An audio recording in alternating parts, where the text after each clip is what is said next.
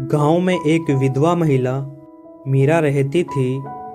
उसकी एक छोटी सी दुनिया थी जिसमें वह अपने पति के जाने के बाद बहुत अकेली महसूस करती थी।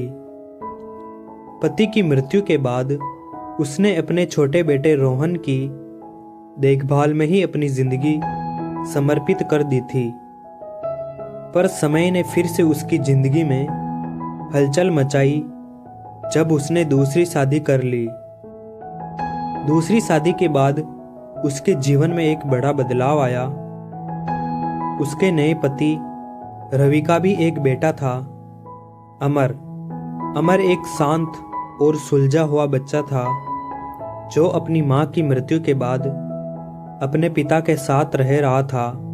मीरा ने सोचा था कि वो अमर को अपने बेटे रोहन की तरह ही प्यार करेगी, लेकिन धीरे धीरे उसका दिल बदलने लगा। अमर की उपस्थिति ने मीरा के दिल में एक प्रकार की जलन पैदा कर दी थी। अमर बड़ा होशियार था, स्कूल में हमेशा सबसे अव्वल रहता था और गांव के लोग उसकी तारीफों के पुल बांधते थे।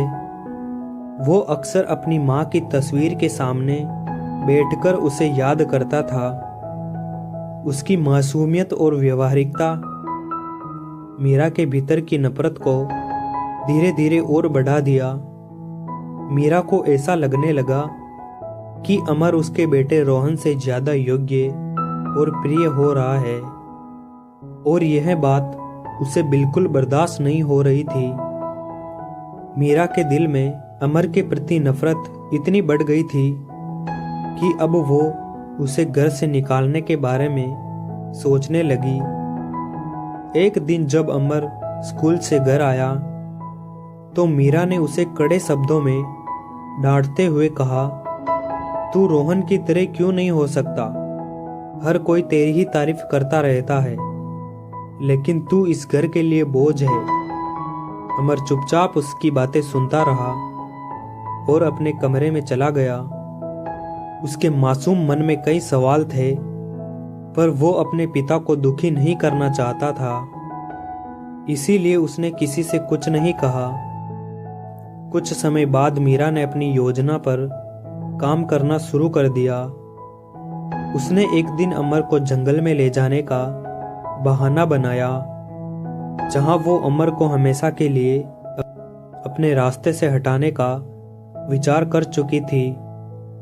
वो उसे कहने लगी कि जंगल में कुछ खास जड़ी बूटियां हैं जो उसके पिता के सेहत के लिए अच्छी होंगी, और वे दोनों मिलकर उन्हें खोजने जाएंगे। अमर बिना किसी शक के मीरा के साथ जंगल चल दिया। जंगल में गहरी जगह पहुंचने पर मीरा ने अचानक अमर से कहा, तुम्हें पता है अमर, मुझे तुमसे कभी प्यार नहीं रहा। तुम इस परिवार का हिस्सा नहीं हो। तुमसे रोहन का भविष्य अंधकार में हो रहा है। अमर ने सदमे में मीरा की ओर देखा। उसके मासूम दिल में एक भारी पीड़ा उठी। वो कुछ कहता, इससे पहले ही मीरा ने उसे जंगल की खाई में धक्का दे दिया। अमर की चीखें जंगल की गहराई में खो गई और मीरा के दिल पर एक असहनीय बोझ आ गया। उसने सोचा था कि अमर के जाने से उसका मन शांत हो जाएगा, लेकिन ऐसा नहीं हुआ। वो घर लौटी और अमर के पिता से कहा कि अमर जंगल में खो गया है। रवि और गांव वालों ने कई दिनों तक अमर को ढूंढा, लेकिन उसका कोई पता नहीं चला। अमर की मृत्यु के बाद मीरा के दिल और मन में एक गहरा खालीपन और अपराध बोध बस गया। रातों को वह अमर की मासूम आंखों का सामना करते हुए डरने लगी। उसकी आत्मा को चैन नहीं मिल रहा था। उसे हर पल ऐसा लगता कि अमर उसे पुकार रहा है। धीरे धीरे मीरा मानसिक रूप से टूटने लगी। उसकी हालत इतनी बिगड़ गई कि वो किसी से बात नहीं कर पाती थी। अंततः एक दिन उसने रवि के सामने अपने अपराध का इजहार कर दिया।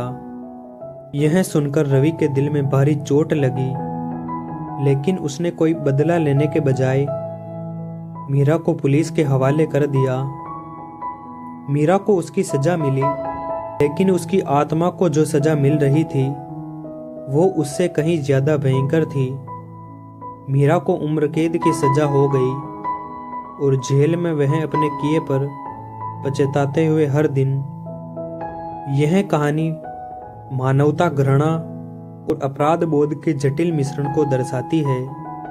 मीरा का अपने परिवार और रिश्तों के प्रति अस्वस्थ विचार और उसके परिणाम स्वरूप की गई हत्यात्मक योजना ने उसे पूरी तरह से मानसिक और भावात्मक रूप से तोड़ दिया।